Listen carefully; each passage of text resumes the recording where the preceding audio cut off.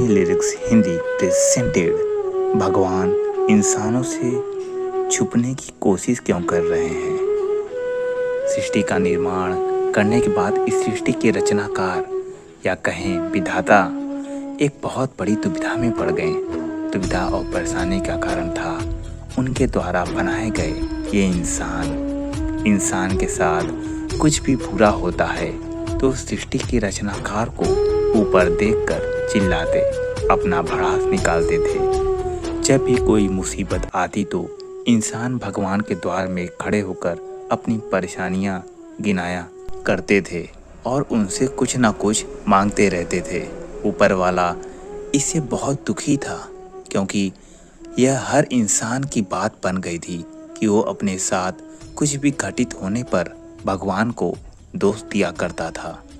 इन सभी समस्याओं से निराकार के लिए एक दिन सृष्टिकर्ता ने अपने सभी देवताओं की बैठक बुलाई और उन्होंने सभी देवताओं से कहा, देवताओं, शायद मैं मनुष्य की रचना करके बहुत बड़े संकट में पड़ गया हूँ।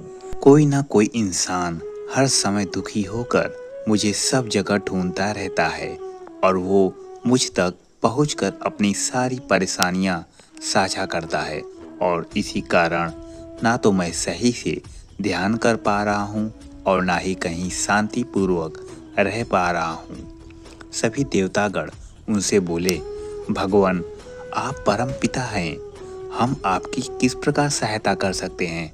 भगवान ने कहा, देवताओं, कृपा मुझे कोई ऐसा स्थान बताइए जहाँ मानव नाम का यह प्राणी कभी ना पहुँच सके।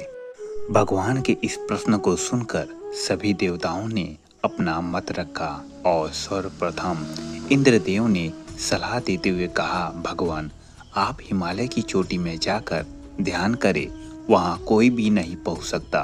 भगवान बोले, मनुष्य बहुत प्रगति कर रहा है, उसके लिए हिमालय पर जाना कोई बड़ी बात नहीं है। पवन देव ने सलाह दी, भगवान, आप अंतरिक्ष में चले जाएं, वहाँ मानव नहीं पहुँच सकता। भगवान ने कहा, इंसान ने अपने दिमाग से अंतरिक्ष में जाने के लिए भी कई यंत्र बना लिए हैं, वे रॉकेट की सहायता से कभी भी पहुँच सकते हैं। विष्णुदेव ने कहा, हे सृष्टिकर्ता, आप समुद्र के अंदर छिप जाएं, वहाँ तक ना इंसान पहुँच पाएंगे और ना ही उनकी आवाज़। भगवान बोले, यह पहले से ही प्रयोग किया जा चुका है, लेकिन इंसान मुझे खोजते हुए समुद्र के अंदर भी अपनी जहाज से आ जाते हैं। भगवान उनकी सलाह से संतुष्ट नहीं थे और उनकी बातों ने उन्हें और भी निराश कर दिया। वे चिंतित होकर यही सोच रहे थे कि ऐसा कोई भी गुप्त स्थान नहीं जहां मैं शांतिपूर्वक रह सकूं।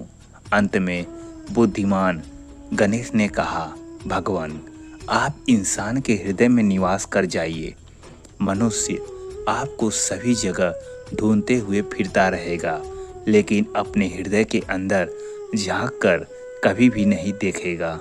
सृष्टिकर्ता को गणेश जी की बात समझ आ गई और उन्होंने कहा, गणेश, अब से जो इंसान मुझे ढूंढता हुआ जगह जगह भटकता रहेगा और मुझे दाएं बाएं ऊपर नीचे पहाड़ पर्वत आकाश पाताल सभी दिशाओं में ढूंढेगा, वो मुझ तक कभी नहीं पहुंच पाएगा और ना ही उसकी आवाज़ कभी मुझ तक पहुंचेगी। लेकिन जो इंसान मुझे खुद के अंदर और दूसरों के अंदर देखेगा, उसे ही मैं मिलूंगा और उसी की आवाज़ सुनूंगा। ऐसा कहकर भगवान मनुष्य के हृदय में जाकर बैठ गए और निवास करने लगे। लेकिन इंसान आज भी उन्हें अपनी अंतर आत्मा में खोजने की बजाय अन्य जगह में ढूंढते हुए मारा मारा फिर रहा है। तो दोस्तों, यह कहानी आपको कैसी लगी मुझे कमेंट बॉक्स में ज़रूर बताएं और ऐसी ही अच्छी स्टोरी सुनने के लिए मेरे चैनल कहानी लिरिक्स हिंदी को लाइक और सब्सक्राइब करना ना भूलें। जय श्री राम।